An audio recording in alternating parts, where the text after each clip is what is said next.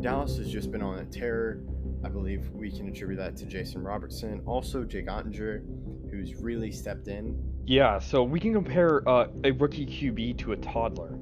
Hayward's absence for this game will be significant, and I wouldn't be surprised if this game turns into a blowout as of late. The Golden Knights just can't pull it. I really think the Avalanche are determined this year. They made so many moves and grabbed so many guys that they have to win a championship or at least make the finals. They were on our championship and bust. The same self, the only year he won an MVP was the year he cheated, which really should put something against that MVP. But yeah, and as a Cowboys fan, I have learned how dangerously good Aaron Rodgers has been with he can just thread a pass. Hello, I am Ruby Ackerman, and you are listening to Outsider's Opinion with Kevin and Austin. What's up, y'all? Welcome to our NFL Opinions of the Week. I'm still without Austin, but he is just taking time to recover as he was sick. But yeah, everything's fine. We got the Chiefs perspective a few days ago, and this is not with Blaze Fields, as you all know, but you would know this man, Cameron Koffel. We talked about his minor league experience and his job with the Mavericks, and that's, of course, the Kansas City Mavericks, the hockey team, not the Dallas Mavericks. But this is not an NBA or an NHL or minor league NHL. We're going to talk about the Bills because Cam, and that's, of course, the man I'm about to talk to. You're a big Bills fan. Yeah, no, I am. Thanks for having me back. I'm excited to be back on the show. I am a big Bills fan. I've been a Bills fan for, what year is it? 2024 yeah, right 2024. now? I've been a Bills fan for almost 9 years, which is crazy because it has flown by. But yeah, no, big Bills fan. Yeah, so 9 years. It's got to be around when they sold the team. So it is, yeah, after. So it was after. I was a fan after. The best point where I can bookmark my fandom starting is the Tyrod Taylor days and before the Nathan Peterman days. Tyrod Taylor, when he led us to a playoffs in, what was it, 2016, I think it was. So, yeah, I would say that's a good bookmark for it. And before then, I don't have a ton of knowledge because I was not really an NFL fan too much. I like the Steelers because my dad liked the Steelers and would root for them, but I can name you one player, two players, and it was AB and Ben Roethlisberger. So, no, I've been a big Bills fan for quite a bit now. Yeah, that's got to be, I'm sure, how are you feeling after the Chiefs loss to the Bills? You mean the Bills win against the Chiefs? Yeah. Yeah. No, I'm feeling good. I knew it was going to happen. Because the Bills are a better team than people give them credit for, and the Chiefs are a worse team than people say. I think people talk very highly about the Chiefs, and I think it's because of Patrick Mahomes. I think it's because of the O-line a little bit. I think it's because of Travis Kelce. I think it's because of the coaching and management, right? Which is very fair. But if one starts to falter, like Mahomes not playing his best, let's be real, Mahomes has not played great this year in general. We've talked about it. He is not, especially that, I don't know because I was a fan of Josh Allen. I've been critical, but he is doing what I want him, and that's not turning over the ball. If Josh Allen, so, it's a question. It's been a question for quite a bit now among fans, and I don't know, but maybe management is. The risk with Josh Allen is turnovers. We just mentioned that. Is it worth it to have that big play, to have the flashiness, not even the flashiness, but rather the grit and the touchdowns, and also have the turnovers, and honestly costly turnovers at times, and unnecessary turnovers. Every quarterback's going to turn the ball over, right? But the unnecessary turnovers, which I think is what Josh is, dare I say, was an expert at. Because this year he has not been turning the ball over as much. He had a bad turnover on Sunday. I think Dawson Knox might have not finished his route. It was something, but no, Josh has been really well. He's been really good. He's been really good this year. And it might be that offensive coordinator change. Joe Brady has been doing a nice job. Joe Barry's been doing a nice job.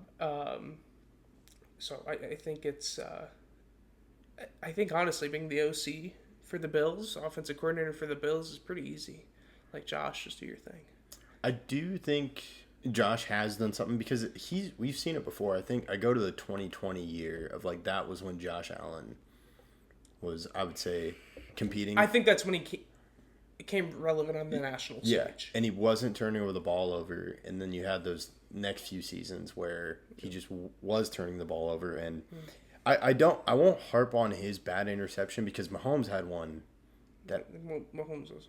I think Mahomes had several, but Mahomes had a well, yeah, Mahomes finished with 2. I kind of don't. He was trying to make a play at the end.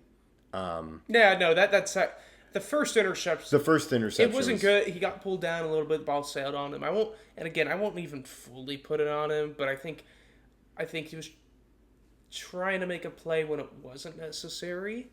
Maybe, and you can argue it was. The second interception was he was trying to make a play and it was necessary for him to make a play. Yeah. Yeah, and Josh Allen's interception, it was on, I think it was a 4th down or something like that, and Dawson Knox was, I think it was supposed to be, Knox got off his blocker, caught it, he stayed on the block. Mm-hmm.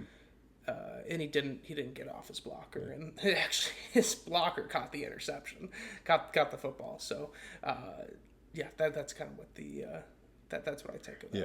And I wouldn't harp either. I wouldn't harp too hard on anything. Yeah, well, yeah. Because the Mahomes interception, the second one, as we just said, was necessary. Like, yeah. He had to make a play, and the first one was he was getting dragged down, and if we're being honest, that's a play Patrick Mahomes can make. Yeah, it's one he can make, but I would argue it's something to where he's gotten good at, where he's not. He understands forcing it. Yeah, forcing it. To me, it was forcing. Oh, it. he absolutely did try to force. And I think it's because it was really loud in there. Mm-hmm. It was the start of the game, adrenaline was pumping. I think he was trying to make a statement early on, and he made a statement all right, just not in his favor. Yeah, and to me, it's been just where that Chiefs offense is because they've done just enough, and they've cut it close this whole season, and then they have. That's the thing people don't talk about. There's a lot of one-score games that if you flip all the one-score games the Chiefs have played, they're at the bottom of the league. Mm-hmm. That's how close it's been. If you flip those 3 5-point wins, whatever they are, and you make them 3 to 5 to 6 point losses. I know it's a big what if. Like, that's literally the biggest what if. Like, what if they actually lost and didn't play? They would be at the bottom of the league. Mm-hmm. And that's how many one-score games they have won. And that's risky business. That's risky business. Yeah. But I will say I was a doubter of the Bills this season, and I still am partly because I don't... How do you feel about Sean McDermott? So... Actually, I got a photo with McDermott about 3 years ago, which is pretty cool. First off, he's a really good guy. Like, he's a really good guy. And in my opinion, I think that's one of the... no matter who your coach is, no matter what gender they are, anything like that, they got to be a good person. Because that means the players have to respect them. I think that's priority number one. McDermott is that. I think some decision-making is his biggest flaw. Sometimes. And it's something that sometimes it's inexcusable because he's been in these positions to make big decisions for so long now. And big decisions, like punting the ball on 4th down, deep in your own zone, deep in your own, territory, or do you go for it or stuff like that. And it just feels like too many times the wrong decision is made. And of course, hindsight's 20/20. But I think a lot of people, if you surveyed the people that say, should he make this decision or no, he typically goes with the one against everybody. And maybe it'll pay off. And it has paid off a couple times, but that's my biggest thing. Okay. Decision making.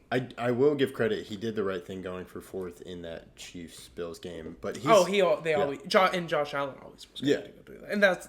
Kevin, I'll tell you this right now. The easiest play call on 4th down, if you're defending against the Bills, is a Josh Allen run. Mm-hmm. And it's the hardest one to do because that man's picking up the first down. Like, you will not stop him because he is that big. And adrenaline does play a role in trying to bring down a player. Mm-hmm. And if he's got that... If he's a steaming bull seeing red, that's tough to bring down. Yeah. And I will give credit. I give credit to Josh Allen. I do think the offense, I don't know how I feel about Joe Brady, because to me, McDermott was on the hot seat last year. Then he got out of it with their play. And then this year, I think it's going to come down to the playoffs. But to me, I really think James Cook has really changed this offense. So James Cook he's continuing to evolve. He's continuing to make plays and run the football at angles that he wasn't doing before. If you look at I don't know which touchdown was first or second on Sunday. It's a quick cut into the end zone. And instead of going all the way around, he does a quick angle cut and cuts it right in. He's become more elusive. And that's something you might not see him make 2 years ago during his rookie year. He is the brother of Dalvin Cook. Like, that runs in the family, those quick angle speed cuts. Because that's something Dalvin did really well. James has been playing really well. And it's something I have talked about with the Bills. It's good to have a true running back one. I think the Bills we've had running back ones before, but this is a guy that is probably a top 5 running back in the league right now. And that might be over-eager, but if you go through them, if you go through the top 5 running backs, I think Cook's right there, especially with his play recently. Yeah.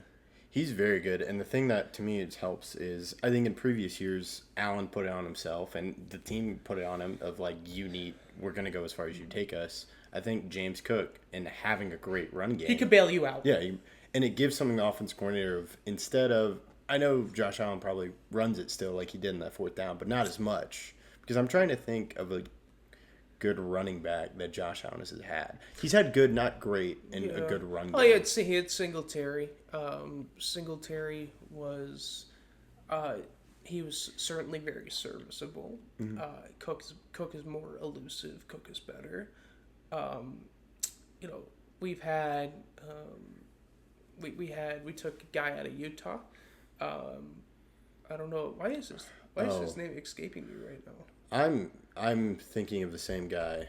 I want to say it was a 4th round pick. Was it Davis? No, so Ray Davis is out of Kentucky. Okay. Ray Davis is pretty good, but he's on the Ray Davis is also probably running back 2 or 3 right now. I mean, what do you think about James Cook? So I think he's really good. I don't know ranking in running backs, but I do think it's a top running game. And to me, no matter what type of quarterback you are, even Mahomes, you need sometimes that coordinator or head coach needs the run game to get his quarterback settled in, and it makes the offense balanced. And I do think the addition of Amari Cooper is also huge for them because I did think the Bills kind of overestimated what they could do without Stephon Diggs and not really replacing him. And Amari Cooper fills that role of a wide receiver 1. I will tell you this about Amari Cooper, and honestly about the past 4 years of the Bills. This is something I truly believe. I like the Bills without Stephon Diggs, and I say that because. And I know this might be hypotheticals, and I know this is a lot of assuming, but we talk about Josh Allen not turning the ball over. Go back to when did you say that the last time he hasn't turned the ball over like that? I think it was 2020, which I'd say about, yeah. was the first year. Diggs had, well, it depends, which if you're talking 1920 or 2021. I want to say 2021 when they made it to that. It was a divisional round game? Mm-hmm. The division that season. I'm pretty sure is the one where I'm thinking of. Well, I will.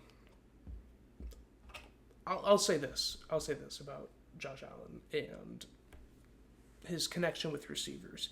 I feel like he had to force the ball to Diggs, right? Diggs would come out and say that he's not getting enough touches, or that. I mean, people called him a diva when he was on the Bills also, and I'm always gonna go to bat for the Bills. So I believe that. Like, do you think Stephon Diggs is a diva? Well, I think because a I lot would of, defend him when he's with the Bills, Yeah. and I go, "Yeah, he's just a competitor." But now he's with, he leaves, and you go, well, maybe Josh Allen was forcing the ball and whatnot, and I think quarterbacks can't get in that mentality. Yeah. Josh is playing free. Like, he's playing free. And if he doesn't have it, now we have a running back that can pick him up. For the season, so I'm thinking of the AFC Championship when they were really good. So that was 21-22. Really, that was 21-22. AFC Championship. Yeah. Oh, I'm sorry. So the I divisional, thought we were on the divisional. The divisional game's 21-22. Yeah. But I remember I was really those 2 seasons where I'm like, this is what Josh Allen could be. That's when he emerged. Yeah. But I do think you can, like, I agree. I think a lot of wide receivers are divas, and sometimes it's good to move on from them. I do think there is a difference of moving off Stephon Diggs and also replacing him with another quality wide receiver. That's fair. That's fair. The Bills' offense has looked better since, you get Cooper, and they have lost. The Bills have lost guys in the past where, personally, like Zach Moss. I don't know why. Yeah. I don't know why. Oh, yeah. Yeah, Zach Moss out of Utah. When we drafted him, I was a big Zach Moss fan. And he goes on, and he's back up for the Colts after the Bills, and then Taylor can't play, and he's starting running back for the Colts, and Zach Moss is still a pretty good running back. And so you move off players like that and other players in general, and you think, I don't have to replace them. And the reason you moved off Moss is because you have James Cook now and whatnot. And you leave Singletary because you have James Cook now. But, yeah, we move off Diggs. You got Khalil Shakir. You draft... Keon Coleman. Exactly. And you drafted Khalil Shakir. You sign Curtis Samuel. You sign Mac Hollins. You just have him in general. You drafted both Kincaid and Knox, and Kincaid more recently. So I thought the receiving core was good. Cooper helps. Maybe I'm in a little bit in the minority here, but I thought the Bills receiving core was just fine after Diggs left. Because I knew what Shakir could do. I knew that Diggs did not make some plays when he needed to. Josh Allen helped Diggs be a pretty solid player. In my opinion, I think Diggs needs a quarterback like Josh Allen, and he's got, not like Josh Allen, but to someone the caliber of Josh Allen. And Stroud's good. Is he coming back down to earth a little bit? I think Stroud's coming back down to earth a little bit, and it sucks to see Diggs out for the season. Yeah. And but Diggs is a diva. He has an ego.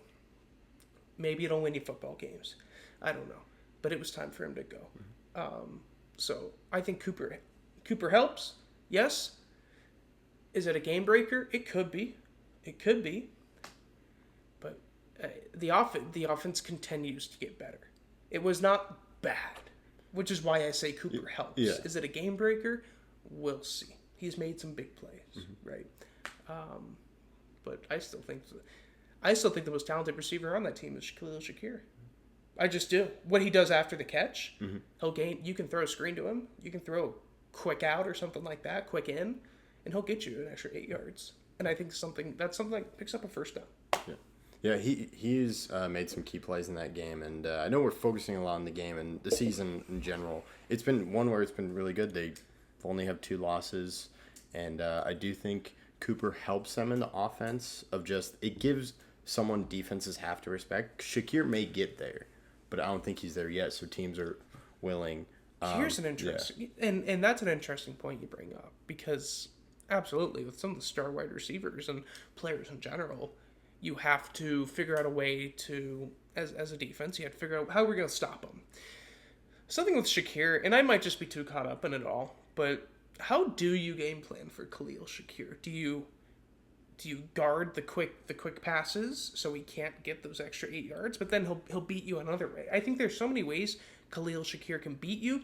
That's not just one big pass. Because if he can also beat you when he catches it, no matter how close to the line of scrimmage he is, and get the first down either way and be elusive, that's tough to game plan for. And I think a lot of coaches will tell you he is tough to game plan for because Khalil Shakir has not really been slowed down. He's very under the radar. He's catching it and making big plays for the Bills. But that is fair with Cooper. It certainly helps to have someone like that. Yeah, and I would say they're a diverse offense. You got the run game, you have Allen, and that just always helps the quarterback. So now I kind of want to talk about if you had to rank, let's go 5. I do think there's a drop off at 5. I have my list, but I'll let you say your list first because I know we're probably going to disagree on top AFC teams. Top AFC teams. Yeah. Oh, I think after this week the Bills are 1.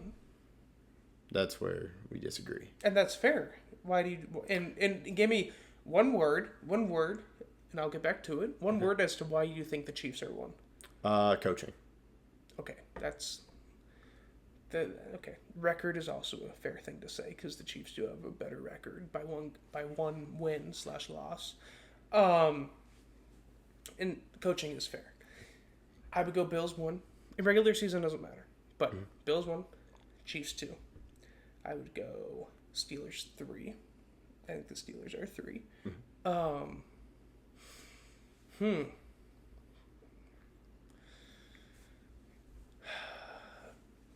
I think the Texans are there Okay.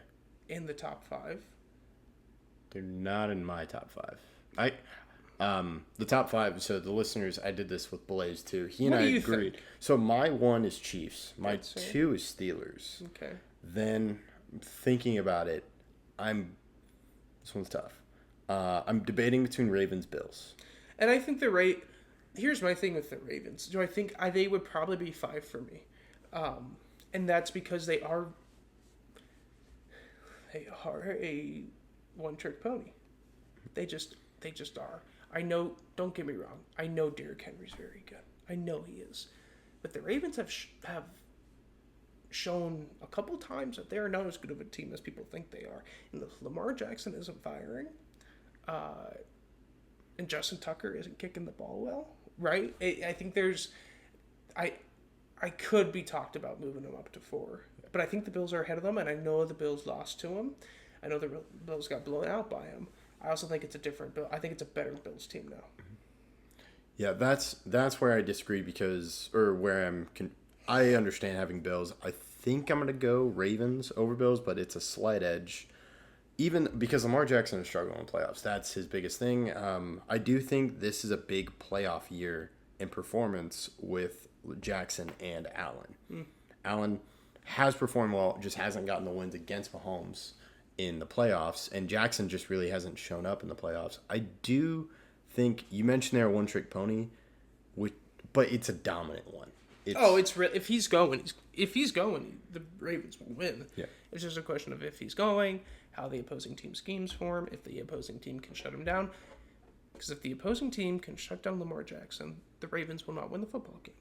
And I think there are other teams where you can say, well, if a team shuts down Josh Allen, I think there are other ways the Bills can win the football game. I think the defense is also, it has its flaws. And I know we say Derrick Henry. I think Derrick Henry's also had some bad games recently. And if you shut down Lamar Jackson's running ability, you make him throw the ball. I think he's a better ball thrower than people give him credit for. Is he an all-pro football thrower of the football? No, he's not. That's my opinion. Yeah.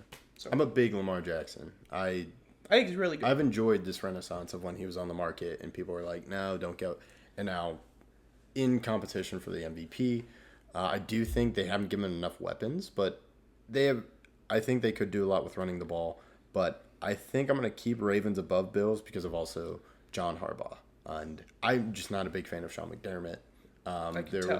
It was last year. It was the 12 men on the field. Yeah. That just shouldn't be happening as It's a coach. it's decision. It was bad. It was a lack of awareness. Yeah. Which goes hand in hand with decision making. And I think comparing that to especially the AFC, that's why the Steelers are so high for me. Is they have a great defense, but it's also Mike Tomlin, and they can rely on that defense and just not have Russell Wilson turn over the ball. Steelers are 3 for me. I think so. I think it is, in my opinion, with some bias, Bills 1, Chiefs 2, Steelers 3. I still think the Texans are a good football team, and I would put them, and I would maybe put them at. I think you can rotate the Texans and the Ravens. I know the Chargers are up there. I need to see more from the Chargers. Have just not been as good of a football team in the years past as they are this year. I need to see that this is sustainable, and I haven't seen that yet. I know you got the Broncos right there. I'm a big Bo Nix fan. Again, sustainable. Bo Nix has been playing well recently. He's also a rookie. So I think that's my top 5. Bills, Chiefs, Steelers. I will say Ravens, Texans. Okay. I will say Ravens, Texans. I'm Chiefs 1, Steelers 2. We'll go Ravens 3, Bills 4, and then 5 is Chargers. The Texans are a team where they struggled against the Cowboys, which the Cowboys are a terrible team. Who did? The Texans. Yeah, that 34-10. Well, they got 34. I know. It was close for a while. It was a closer game than it should have been. And that's why I will put the Texans at 5. Yeah. They have the potential to do it, and I still believe in CJ Stroud. It's just they haven't done it, and yes, they did get to 34-10, but it was a close game in the second quarter. It's a young team. Yeah. They're young. They're playmakers. Outside of, I guess, Joe Mixon and Nico Collins. Stroud is young. Head coach. A young head coach, as he might not be, well, maybe, I don't know how old Ryan's, D'Amico Ryans is an age, but a young head coach experience. Stroud's young. Tank Dell is young. Diggs isn't playing anymore. John Mechie is young. He doesn't have a ton of experience because he beat cancer, actually. And on the defensive side of the ball, Will Anderson, young. Stingley, younger. Their playmakers are young. And that's why I will put them at 5. Because they're going to make the mistakes that the Chiefs and Bills might not make. Okay. Well, yeah, so I appreciate you joining me. Yeah, and thank you. Yeah, that's all we got. Good, healthy talk. Yeah, good, healthy talk. We will let us know your thoughts in the comments. We appreciate you listening. And do you want to tell them where you can follow you? Or Yeah, follow me. You can follow me on Instagram. I think it's Cameron Koffel, Cam Koffel, one of the two. Twitter is the same. And follow the Kansas City Mavericks. Go Bills. Okay. Yeah, and we'll keep you updated through on that. And thank you again for listening to Outsiders Opinions.